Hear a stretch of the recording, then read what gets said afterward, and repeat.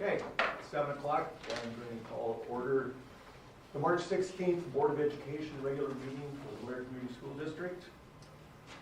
Information concerning the open meeting law, Chapter 84. Article 14 of the Nebraska State Statutes is posted in the back of the meeting room, and it's attached to the online agenda. School board meetings in Nebraska are meetings held in public. They are not public meetings. The public comment agenda item is the only opportunity for the public to address the board, and that will be later on in the agenda. Please silence your phones, refrain from texting or using electronics during the meeting. You must use your phone. Please step outside the boardroom. If you do want to talk to each other, please keep it to a minimum and keep your voices low so as not to disrupt everybody else. Thank you. Okay, Beth, call the roll. Sure. Saber. Here. Fredrickson. Here. Callahan. Here. Stern. Excused. Chada. Excused. Larson. Here. Scobie. Here. Lowski. Here. Okay. Somebody like to make a motion to approve the absence of the two board members, please? I move to approve the absence of board member Stern and board member Chada. Second. Motion by Lowski, second by Callahan. Discussion? We'll retake it then. What's that? We have to retake it since those two are gone, so we'll do it again. Scobie. Yes. Saber. Yes. Lowski. Yes. Fredrickson. Yes. Larson. Yes. Callahan. Yes. All right. Very good. Okay, now we'll move on to the Pledge of Allegiance, and we have students from Hop Middle School, and Mrs. Gale will introduce them.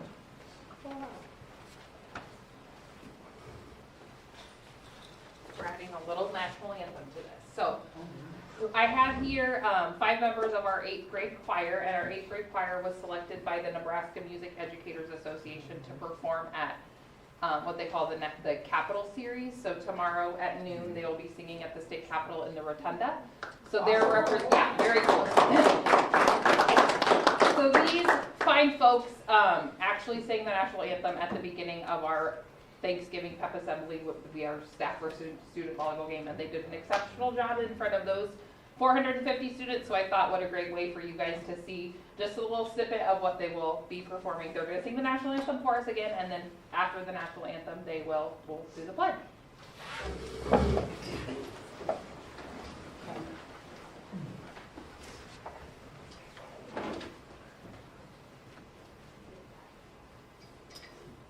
You all see the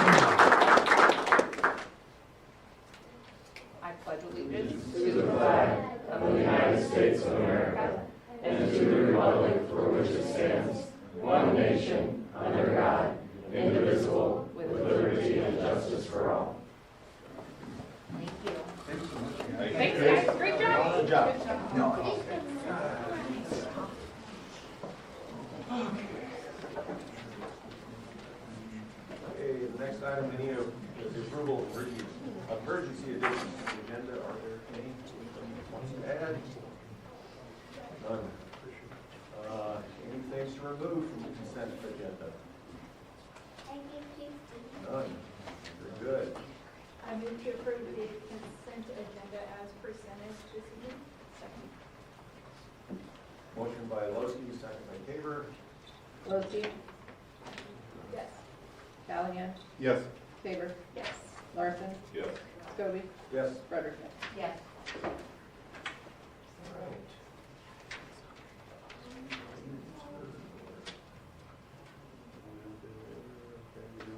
No, we're down to 7.2. All right.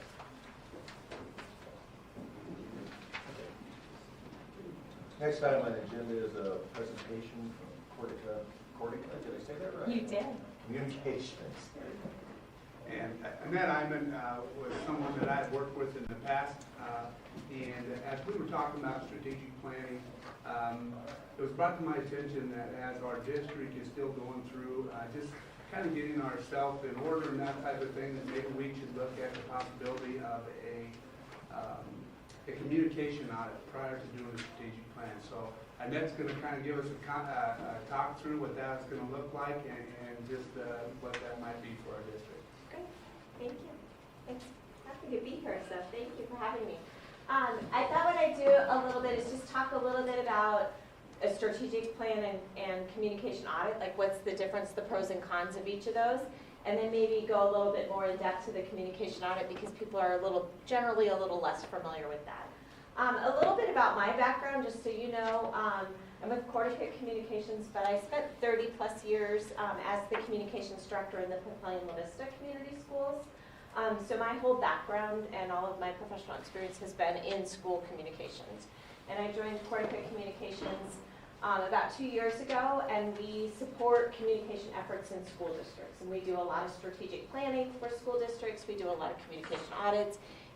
Really all things communications in relation to schools and organizations that support schools is kind of what we do. So a little bit about, I'm going to see if I can do this right. There we go.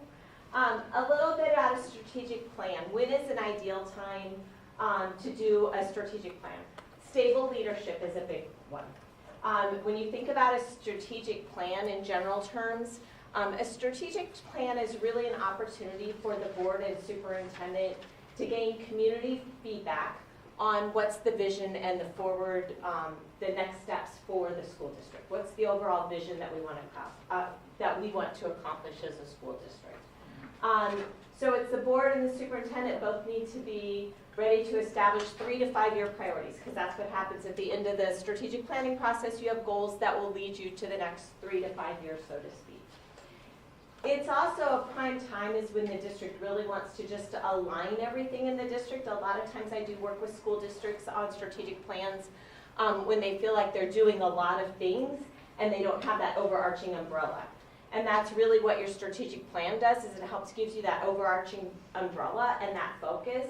And it's also an opportunity for the board to say, these are the things that we're going to hold the superintendent and the school district accountable for as we move forward. There we go. So what are some of the pros and cons of doing a strategic plan right now?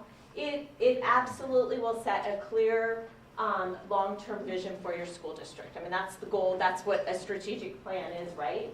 It engages the community in helping to set that vision for the future, and it aligns those resources like we talked. What are some of the cons? It's really best when you have a really stable leadership. An interim superintendent isn't necessarily the best time to do a strategic plan, though it can be done. You know, there isn't really any one right or wrong way. And I think that that's what's really important right now is you know your community, you know your needs. So I'm just giving you some of the basic facts. You have to decide what's best for you. And there's no one size fits all for any school district. Another con is that if you have kind of some instability in your community, sometimes a strategic plan can be a point of frustration versus a point of setting vision. It's an opportunity for the community to say, I want this changed or I want that changed, versus saying, okay, this is where we want to go as a school district. And so sometimes it can throw off your strategic plan because part of this strategic planning process is getting a lot of community feedback on what is it you want the future of our school district to be. Does that make sense? And feel free to jump in and ask me any questions as we go through. This is very informal. Okay, so let's talk a little bit about a communication audit. And when's the best time to do that? When the district has experienced a lot of change, turnover, conflict. A lot of times I do communication audits if there's been a failed bond issue. I go in and say, okay, let's look at the overall communication first. So it's really, I also do communication audits in school districts that have had really solid communication plans and really just want to evaluate that and see what's going on. Again, no one size fits all. It really just depends upon your district. I think a really important piece of a communication audit is the ultimate goal of a communication audit is really understanding from your stakeholders' point of views. So your staff, your parents, your community, what are the strengths in their mind of your school district, and what are areas that they would like to see you improve. Which is very different because in a strategic plan, it's about the vision. This is about, okay, what do we feel, what do we think right now, and collecting that feedback from the community and those key stakeholder groups. Does that make sense? Another good time to do an audit is when you need to rebuild trust or transparency in the district if people have questioned those things. If you want objective feedback to guide your decisions. So it's really a third party coming in and helping you look at what are the strengths of our district, particularly in the area of communications, and then what are some areas that we could grow and improve. And if you want to understand the communication strengths and weaknesses. So pros and cons of an audit, the biggest pro of an audit is it's really about listening to those stakeholders. And all stakeholders, your students, your parents, your staff. Identifying those trust gaps. Where are the gaps in what we're currently doing? And what are some of those communication challenges that we currently face as a school district, and what's the next steps we need to take to improve those? Again, it provides that objective data, and it helps you understand what needs improvement now. The cons is it does not set that long-term direction. You know, it will in terms of communication, because one of the things you'll leave after the communication audits, you'll have a communication plan. You'll say these are the things we're doing, so it will in terms of that, but not necessarily in terms of it won't align your academic goals, your operational goals under one big umbrella. Does that make sense? Help understand kind of the big differences between the two? Let's talk a little bit about what is an audit. In a communication audit, there's really three big phases. So it starts with a paper audit, and that paper audit, and I'm going to talk through each of these in detail. Then we go into a survey of staff and parents, and then we'll do focus groups, which will also include community groups, and then we'll do a final report with the recommendations. So what's in a paper audit? The paper audit is really just, it's an opportunity, so we have a portal, and we'll give Dr. Johnson or his designee kind of a list of here's the things we want to look at. We'll look at what communication avenues do you currently have in place as a school district? What do your newsletters look like? What do your emails look like?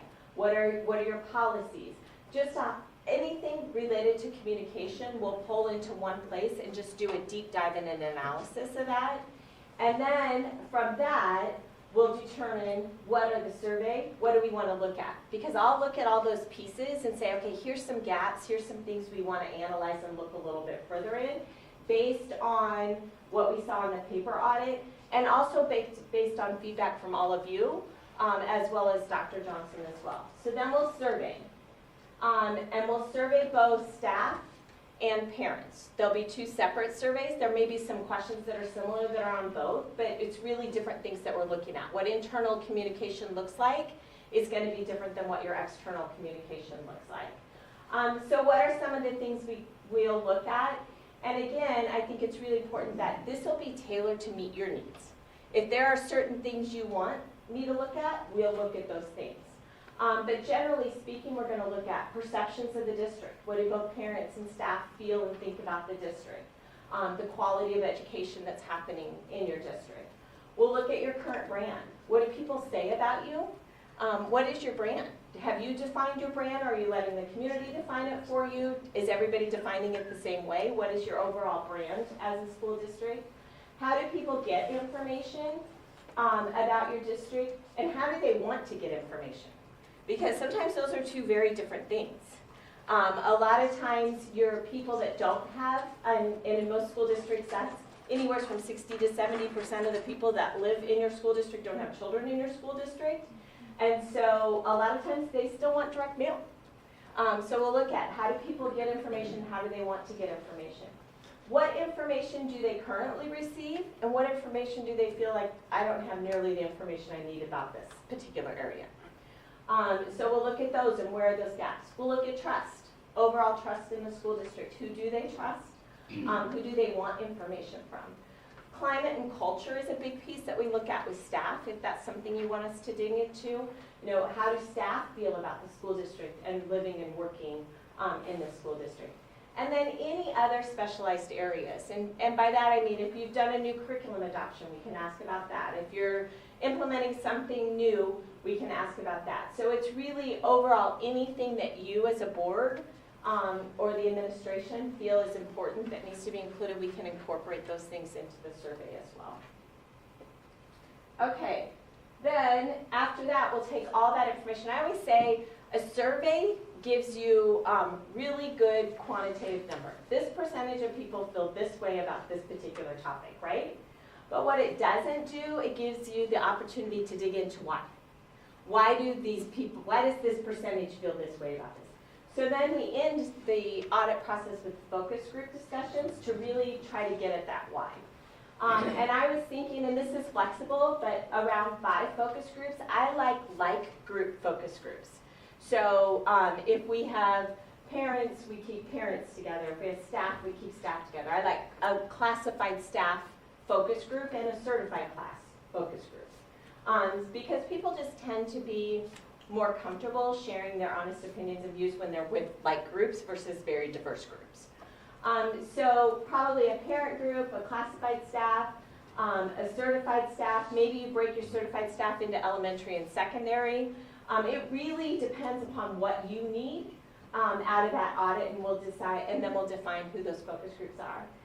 And then community groups. So I think you look at the makeup of your community. Does it make sense that we have a business group? Does it make sense that we have a farmer group? Does it make sense that you have a retired group? What is the makeup of your community, and then what are those different focus groups that we need to make sure that we get all those views represented in the overall process? So, and that will really give us that deep dive into those survey results. So we've done each of those phases now, and then we get into the recommendations piece. So then in that final report, what I do is put together kind of an overall analysis of what are your strengths, a SWOT analysis. What are your strengths, what are your weaknesses, what are your opportunities, and what are the threats in relation to this? And then there will be very specific recommendations in terms of communications. Maybe it's how you message your school district. Maybe it's, you know, what communication avenues you have. Maybe you don't have a weekly newsletter that goes to parents or goes to your community. Maybe that's a recommendation. But it will really be a deep dive, so you'll get an end result that says, here's the things, here are the strengths, here are our concerns, opportunities and threats, and then here are the action steps that we need to take to fill those gaps. That make sense? Mm-hmm. Questions? What's the time horizon with this versus a strategic plan? You know, so I always say with a communication audit, you're probably looking, it depends on how fast you can get that survey out and how long it takes to get it back. So you're probably looking at 3-4 months max with the communication audit. Honestly, with a strategic plan, it's usually about the same. Because a good strategic planning process, we're going to do the focus groups.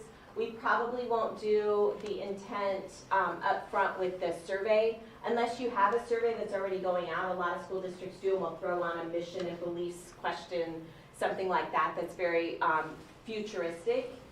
Vision setting, we'll add a question onto a survey that you're already doing. So that saves you a little bit of time.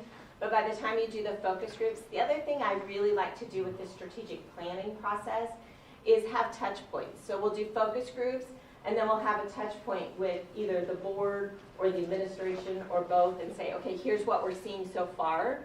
We'll kind of develop themes, and we'll go into that large group. With the strategic planning, we do a large group community meeting, and we'll go into that with some ideas of what direction that's going to go, and that's where they'll actually write the specific goals. So that whole process usually tends to be about 3 to 4 months too, depending upon just how quick you can move through the focus groups and stuff. You see a lot of people do the communication audit first and then jump right into the strategic plan. I think it depends upon where they are as a school district. Both, yes. But it really depends upon where they are. A communication audit will give you good foundational stuff. I mean, communication is the basis of all good relationships, right? I mean, we all know that. And so it really lays that foundation in my mind of, okay, this is what we need as far as action steps go in terms of communication. It lays that foundation out really nicely for you. And then bringing in a strategic plan on top of that makes perfect sense. Because now you've got this plan, and it also helps with the communication of a strategic plan. If you don't know how to communicate, it just makes that strategic plan even struggle a little bit more to make sure that your community is engaged with it, your staff is supporting it. If we went this route, how quickly would you be able to start? We can start as soon as you were ready. Yep, on either of those, on the strategic plan or you're getting to close to the end of the year, so you really want to get that survey out fast. May is not a good time to survey particularly staff. I mean, April is yeah. I mean, but we could start as soon as you wanted to, or we could wait and do a survey in the fall. So it's really your timeline. With the accreditation visit coming up, I know that they have a survey that goes out. Do you know when that survey is planning to go out? It's been out. We've already got Yeah, we've got. I don't think I read that. It was in February. Yeah, and that would probably be a piece that we would actually look at in that paper audit is if you've done a survey recently, we'd look at that and pull that, because you don't want to ask the same questions, especially if you've most recently done one. So we'd look at those results and say, okay, what else do we need to ask? I think 2 points that I would make is one, I talked to Aaron Ploss, he's at Bennington Public Schools, and when Aaron come into the Bennington district, there were some things that they needed to address right away. So one of the things he said is, I don't think you want to jump into a strategic plan until you feel like you've got your communications back, you got some trust rebuilt and that type of thing. So I really felt like that was some good guidance. And then I just follow that up with, I think what this communication plan offers us is just an opportunity to really speak into the different processes that we need to be taking care of. How do we communicate? How do we make sure that we have that input from our community and that type of thing? So it's also just a part of rebuilding that trust and how do we do that well? And then he said, he honestly said it took us about a year or so to maybe 2 years before they even thought about a strategic plan. And that other thing would be doing a strategic plan while I'm here might not be the best plan just because you want that new superintendent to come in and really be able to not only be a part of it, but then to direct it from that point on. So I just thought that was 2 really good pieces of advice, and talking to him, and I also talked to Norris and Waverly and a couple of those school districts, and they just felt like maybe we weren't quite ready for a strategic plan, that we need to just maybe get our communications in place so that we could just do a better job of making sure we're transparent and we're talking to our community, we're taking input, and that we're giving out good transparency and that type of thing. So I really like the thought of the communication audit as opposed to the strategic plan to start. Yeah, I would echo that. I just, living through a lot of these from a school district perspective, a new superintendent being able to do their own strategic plan, I think, is a really valuable tool. I went through 4 different superintendents when I was at Capline La Vista, and each of them, some it was immediately, some it was the following year. But that's just because it gives them that ownership and that overall plan. Plus, it's your superintendent that you as a board are going to hold accountable for that strategic plan. And that's hard to do when it's someone else's strategic plan. And I also think... You know we're trying to keep you. It'd be a good catch, but...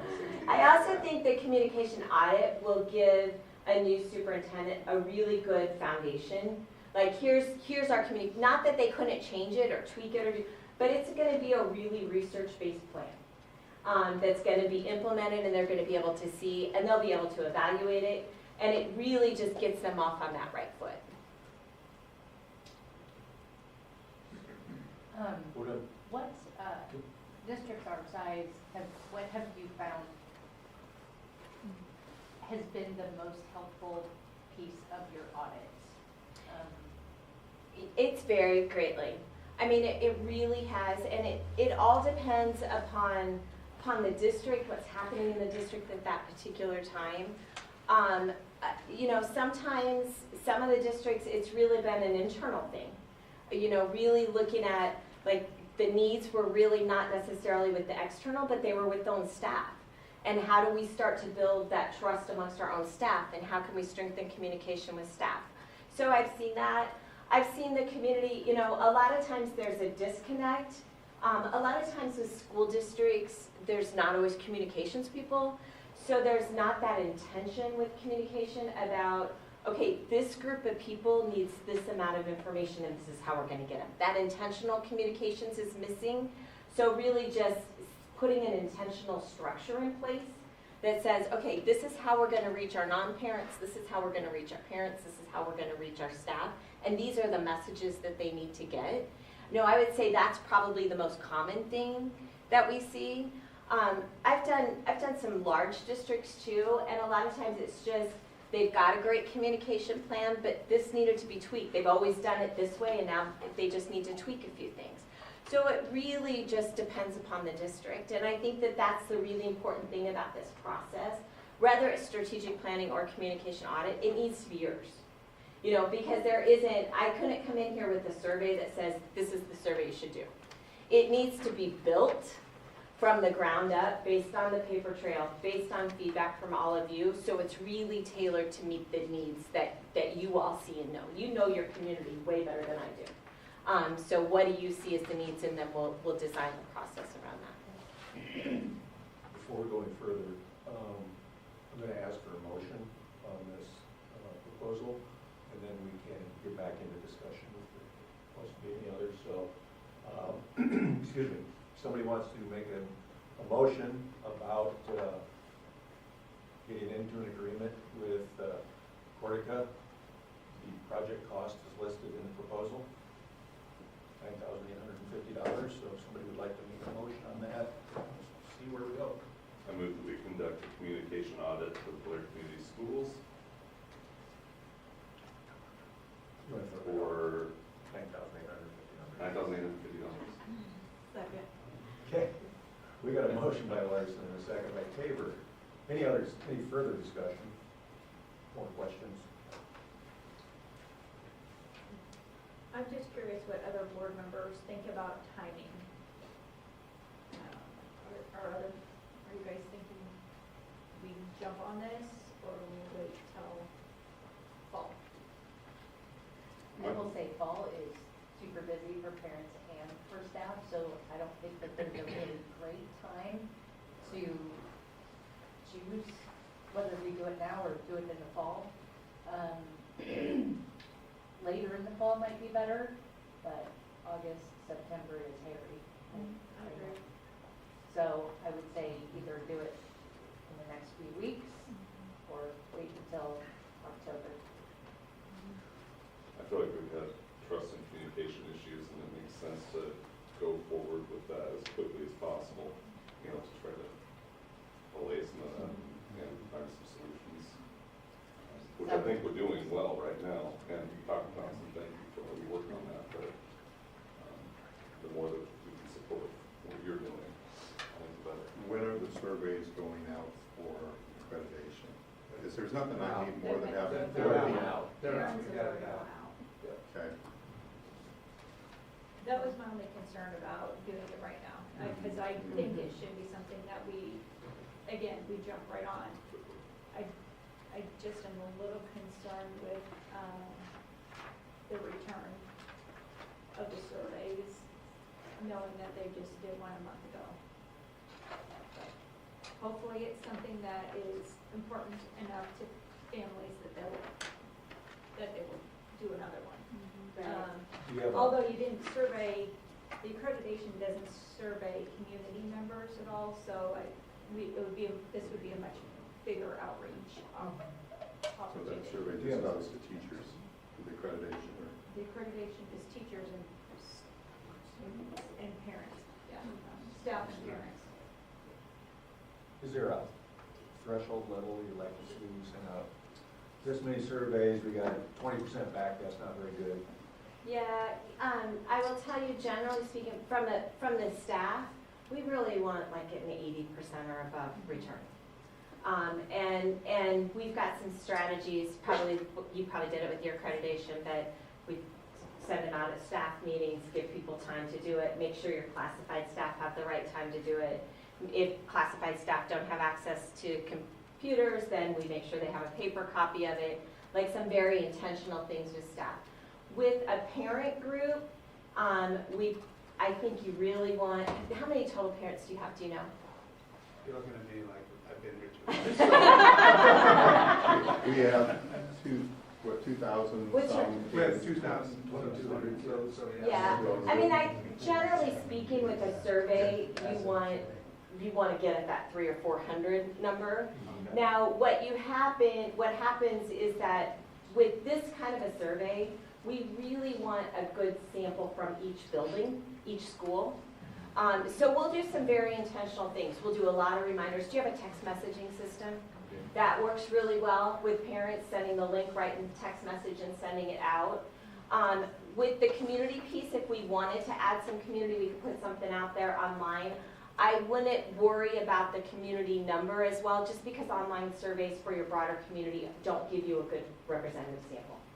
I mean, if you wanted to get a good representative survey data sample from your non-parents, you'd have to do a phone survey, and they're really pricey. So I think you really want to focus on your parents and your staff and making sure you have a representative sample, and then we'll pull in the broader community into those focus groups to get that feedback from the broader community in those focus groups. The timing, it's really up to you all and what you think. It is like we want to get that survey out as early in April as we can. You know, if we're gonna try to get it done this spring. But even then, getting the focus groups of staff is going to be really hard. And you've got to do it when they're here and working. Otherwise, then you're waiting until fall. So I think that's a really good discussion for you all to have and say, okay, is it better? We could do the paper audit now. We could do the survey in the fall. It's really what you all think. What do we have left for, We got state testing coming. I was gonna say staff days. Staff and service days. There's one have day left. There's a test, Easter Monday. Okay. And the last day of school, or their last day, the last day of. Well, either way, voting tonight is that we want to, move forward, and we can talk about We can talk the about that. timeline of everything. That's true. That's good. And maybe Dr. Johnson can survey his staff, Yeah, or his administrators, see what they think. right. That's very good.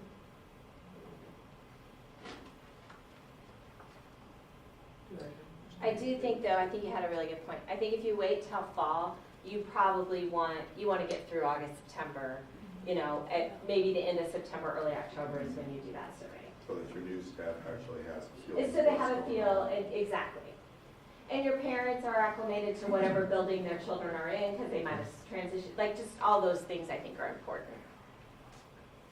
I just know that from being a teacher for so long, April and May are just rough times because you've got every conceivable sport going on and cancellations of those sports. So the schedule is all topsy-turvy anyway, a lot of times because the weather doesn't cooperate with track or soccer or baseball, or golf or any of them. I don't know. I mean, Yeah. I know I always hated everything in April and May because you are trying to get that and you're also trying to make sure the kids are staying up on everything so you don't have any last minute, oh gosh, this kid's failing, what I do, Yeah, So- April's a really hard time to survey staff, as you all probably know. I know we talked with Marcia about strategic plan. We kind of said, no, we want to get it done before he's out of here. But the more I've thought about that, the more I've turned and said, nah, because the next guy coming in, unless you stay. Until you decide. He might, you know, no matter how good they We'll have are, Leon talk to he you. may not buy into everything. And you want him to be, you know, driving that strategic plan and being totally committed. So I'm more inclined to go with the communication plan. Plus, I think you mentioned it, if we don't have a communication plan, we can't communicate what the strategic plan is. We'll fall in our face and not make a good presentation. So if we can't communicate, we can't do much of anything. Should we take a vote? This is a great idea. Any more discussion? I also think the timing of this is better with an upcoming election. Well, that's the thing too. Yeah. Okay, that's it. Larson, Yes. Liskey, Yes. Frederickson. Yes. Scobie, Yes. Callahan, Yes. Tabor. Yes. Okay. Very good. Thank you. That's good. Yes, thank you. Thanks for coming up and Yes. chatting with us. Okay. No specific recognitions to discuss. You have a number of gifts you need to accept. So the first gift is from the Gridiron Club. They'd like to donate 8 Velocity Performance Training devices totaling $2,011 to use for the football program.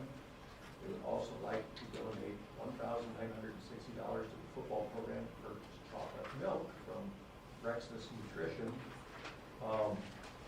Nate, you know what a Velocity Performance Training device is? Yes, it's for weightlifting. Okay. It's connected to like the benches and things that Okay. you use. So you can see how fast you're going up and down Okay. reps. And so you can do like 1 rep maxes a lot safer because you know how much velocity you're going at a time. Very good. It's something that's used, I think, in a lot of other schools and in colleges and so forth. And I was really excited to see that, get our clothes wearing that. Very good. Here, so. Okay, somebody like to make a motion? I move to accept the donation from the Gridiron Club for 8 Velocity Performance Training devices totaling $2,011 and $1,960 to purchase chocolate milk for the football program. So, Motion by Tabor, second by Larson. Any further discussion? What's why is Rexius Nutrition such the Nate brand? I think they were willing to donate. Rexius is, I think they helped with donation. And it's not a supplement, it's just chocolate milk, right? it is, yeah, Okay, yeah. And that, because that was my concern.